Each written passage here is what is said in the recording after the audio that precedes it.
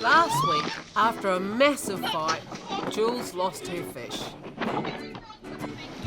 We needed to get over the disappointment, get back in the water, get back on track, and catch some more fish. It was my turn to get something on 4 kilo and chuck it in the boat.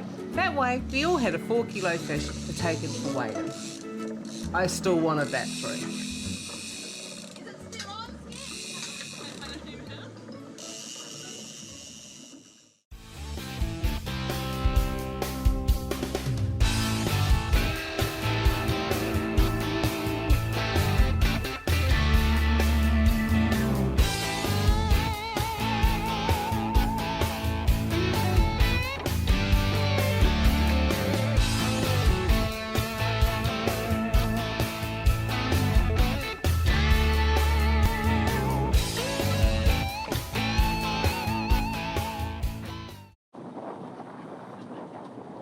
The secret with light line fishing is just to take your time.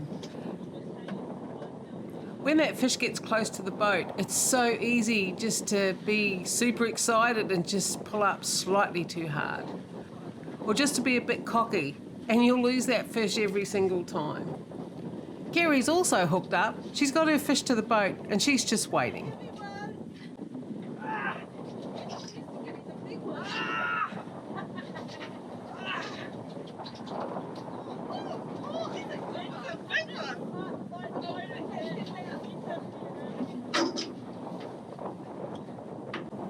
But the biggest key is your crew. As soon as that leader, even if you have to lean out a little bit, you have to grab that leader that first time to the boat because it's very unforgiving and you very rarely get a second chance.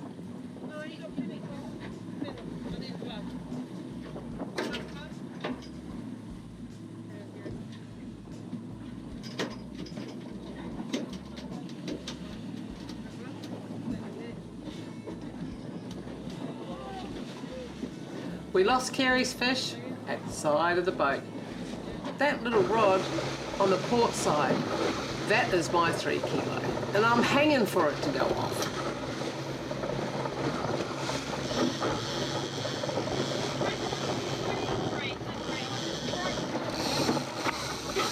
The starboard side rod's gone off as well.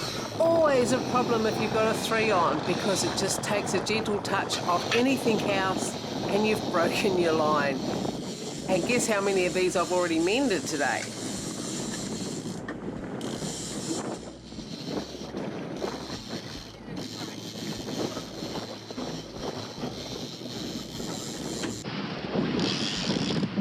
So what's good about this? So this doesn't realise it's hooked yet, which is pretty cool because it's on 3 kilo line bar. The minute he does realise he's hooked, he's going to do a runner. And I believe that I've got the double just right here, which means you girls, you're only going to get 1 shot at this. It just needed another half turn to get that leader in Jules's reach, but we were just slightly off, and that bloomin' thing, it took off again. And I hate to sound like I'm repeating myself, but it never ends well if you miss that first opportunity.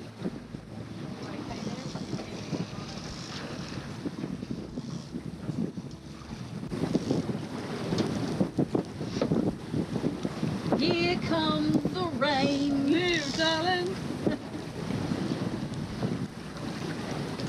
It's raining fish. Hallelujah, it's raining fish. Wave might bring it in with your skip. Go with the wave. Jules' suggestion is spot on. If you wind down as the wave brings your fish up, then you don't put any extra pressure on the fish, and it can sometimes win you some brownie points. Light line fishing is also way easier when you have a nice calm sea, because then you're only battling the fish, not also the conditions. 3 kilos fairly touchy. It's like a bit of cotton, so we break a lot just tying the knot. So these aren't ideal conditions, but it's a competition. We just do the best we can.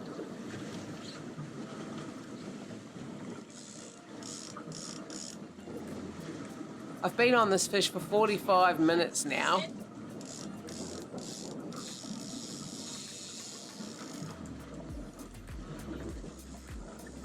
Well, that's pretty damn frustrating.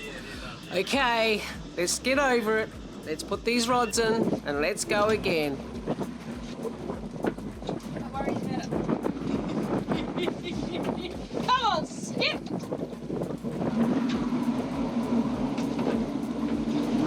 See, she's turned me into a monster, haven't you? You already were a monster. I've been on that fish a while. Now it was time to get everything reset and time for any breaks that were needed. And Jules took that opportunity.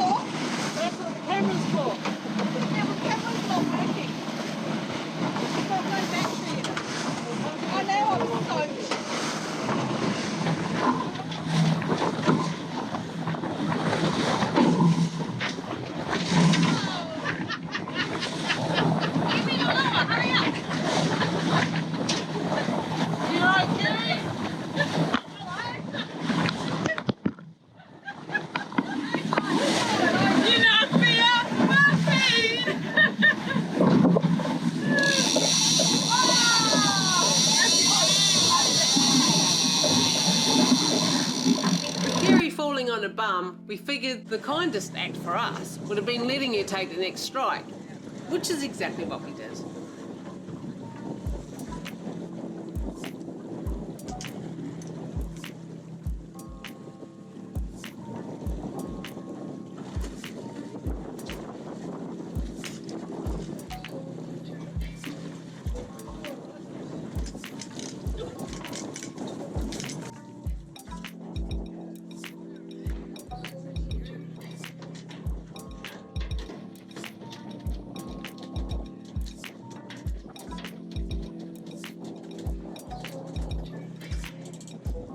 We really had got into a good system.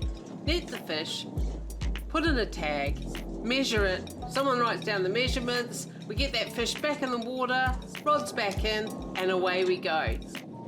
The hardest part of the day was trying to get all 5 rods set up, because you could guarantee we would only get 3 or 4, and then they would all hook up again. And we know we show you a lot of these days, but they are very far and few in between. They don't come around very often.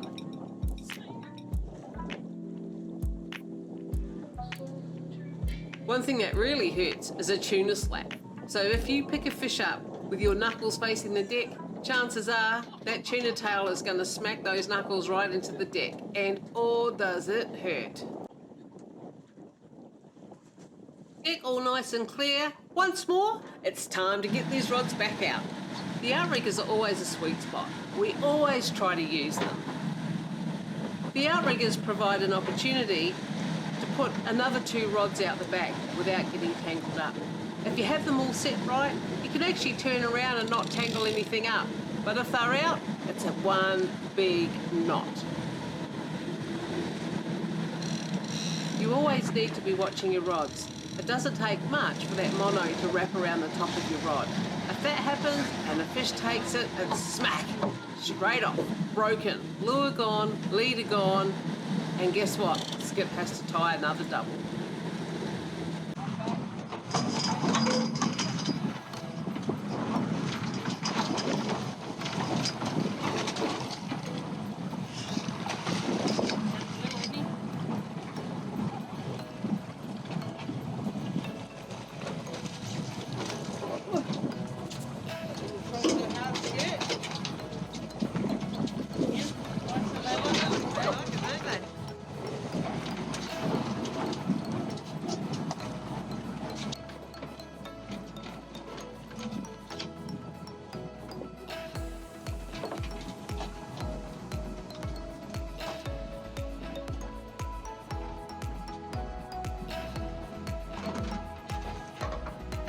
We find that a school of tuna is usually around the same size. Every now and again you'll get a bigger one or a smaller one. Generally, they are the same size. If they're all small like these guys, we tend to move on and find another school.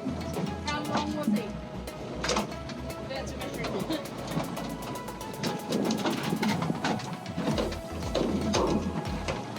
Same again, I reckon. Oh, he's still got it. Look at he's got to spit out. Look at he's spitting garbage out of his mouth.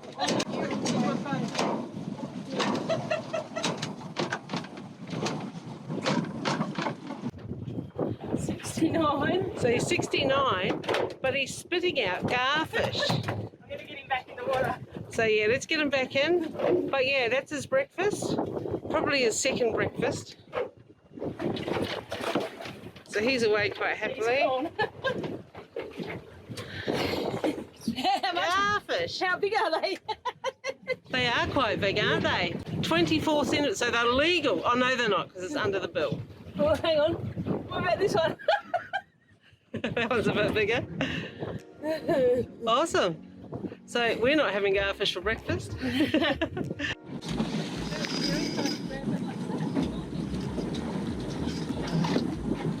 get shot, Perry.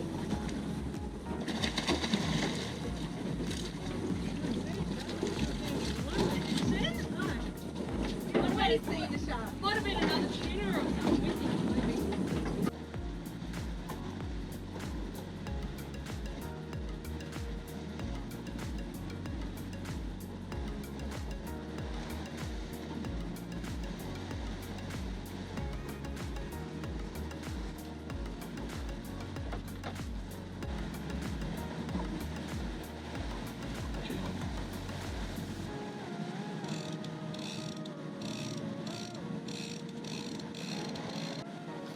We use a mixture of skirts and lures, and it just depends on the day, how rough the water is, how many fish are around, what the fish are feeding on. That will determine as to what we're going to use to catch our fish on the day. And sometimes you have to swap it around. There's no firm hard rules, but if you can match the hatch, which means if you can have your bait look the same as the bait fish, you're in for a better chance. Lures and skirts are usually trolled at different speeds. We usually troll a skirt at around 8 knots, but a lure sometimes needs as slow as 5.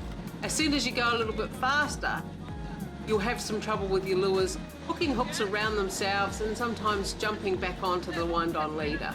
So it always pays to have a check.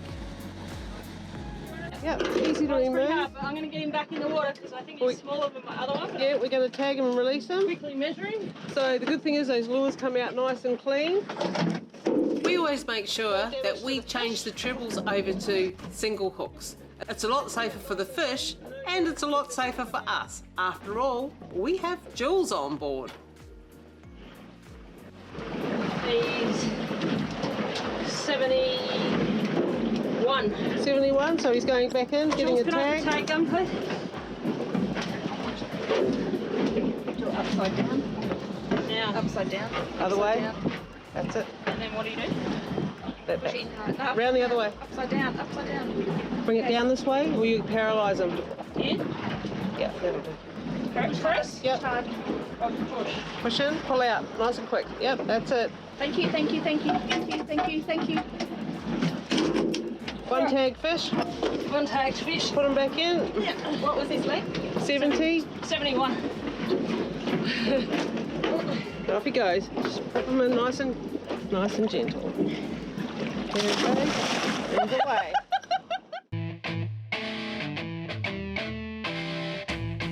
Before the break, it was hook up after hook up, and here's part of the reason why.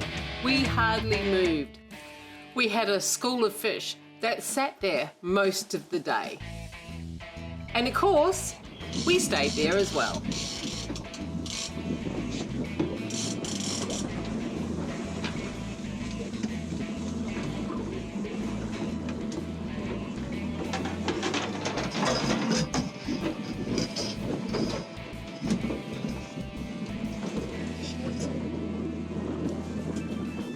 Another double hook up, Jules and Kerry. We've got Kerry's fishing. I'm still trying to clear the decks so that Jules has got a bit of a free rein. We've got fish all over the place. We've got rods everywhere. What a chaotic mess.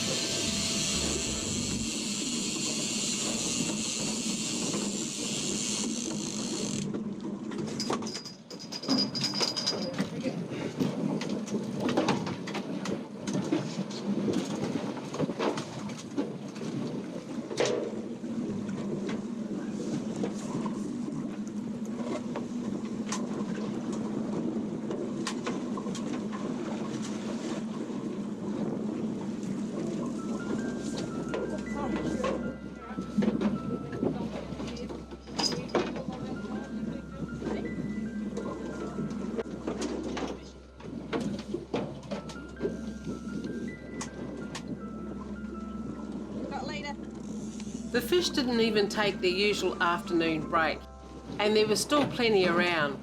So we spent the afternoon concentrating mainly on tagging and releasing.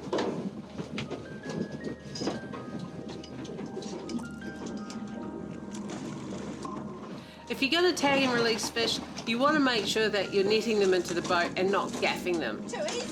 By gaffing the fish, 9 times out of 10 it'll bleed and it won't be a very successful release.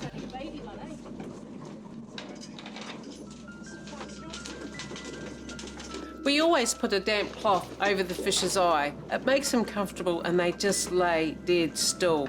So you can put a tag in them and you can measure them without much stress to them because they're quite relaxed.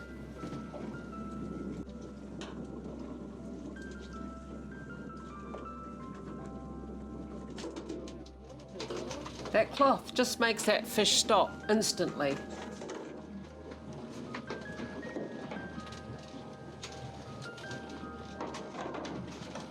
The day was starting to get by us really quickly, and we'd had such an awesome day that none of us actually really wanted to go in.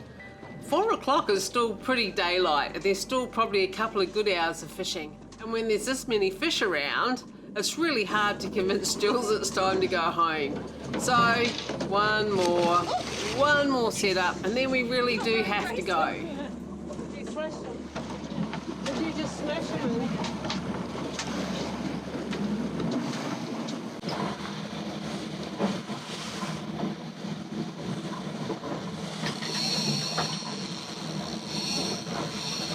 The line's going off everywhere. Hopefully my 3 kilo goes as well.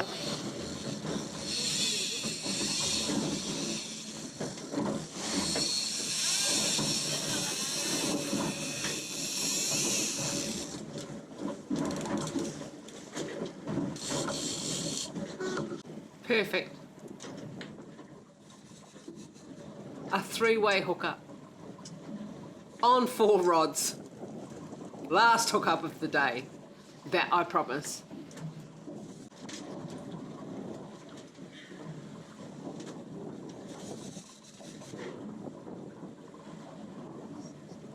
Easy does it because we want this 3-way hookup to count and we want to get every single one of those fishes in and tagged and released.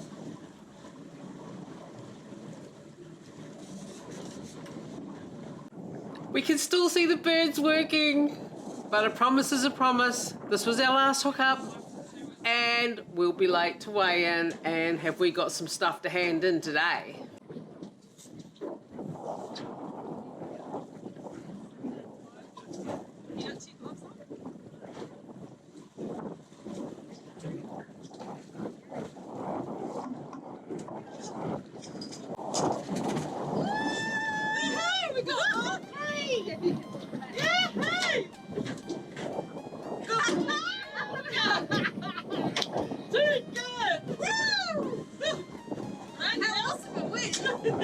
Nice way to end the day.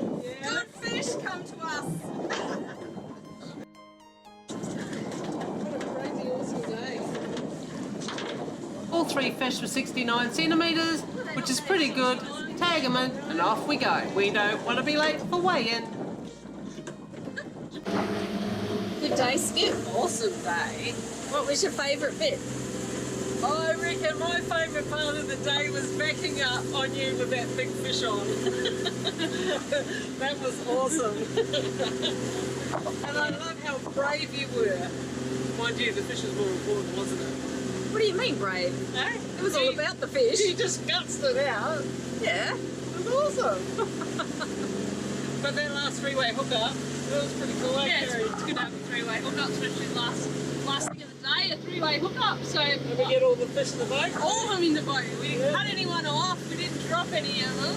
Yeah, we didn't get that. Didn't cut each other off. Done that a few times today. If we hadn't have lost all those other fish today, I reckon we would have had 40 fish, because we must be getting close to like 25, I reckon. You're on our third bag of tanks. So, yep. So, Good day. Day on the water. Didn't have time to fish for anything else. The tuna stayed on They did stay all on. day. We had a bit of a lull between 1 and 2.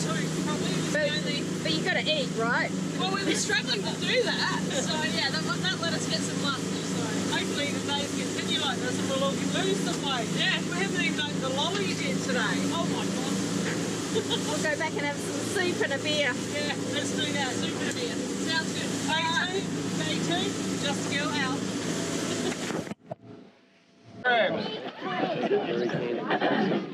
Just trouble you are, man. Terry Duncan on Justagirl, a southern bluefin tuna on 4. Smell fish. Team travel down from Adelaide. So thanks, girl, for coming down again. We love having you. 8.22 kilograms. Well done. Tomorrow is an inshore day, so we won't be weighing pelagics due to a 4.5 metre sea that's predicted and a 20-knot wind. And just like that, day 2 was over, and it looked like we were going to end up with a couple of lay days. Next week, we're going to bring you some more from the Port MacDonnell Offshore Angling Club Tuna Comp. Justagirl out.